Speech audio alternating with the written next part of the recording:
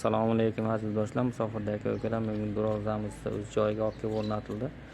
Bugun darvozamiz Andijon viloyati Shahrixon tumaniga olib kelib o'rnatib berdik. Bugun darvozamiz razmerlari eniga 3.5, balandligi 3.50 bo'ldi. Bugun darvozamizni materialini aytib o'tsak, stoykalarimiz 8x8 bo'ldi, profillarimiz 6x4 bo'ldi. Mashina kirish qismiga shvider qo'yib berildi. Listlarimiz 2lik qora lista bo'ldi. Tepa qismlari lazerli ochiq bo'ldi. Shafalayni yopish qismiga. Ranglarimiz mokre rangda bo'ldi, matviy bo'lib chiqdi. Xulosa juda chiroyli bo'ldi. Zamohlarimiz zubur zamohda bo'ldi.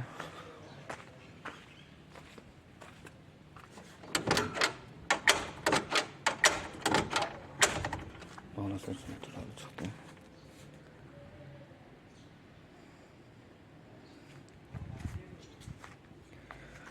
Buni metr kvadratini 800 ming so'mga olib o'rnatib berdik.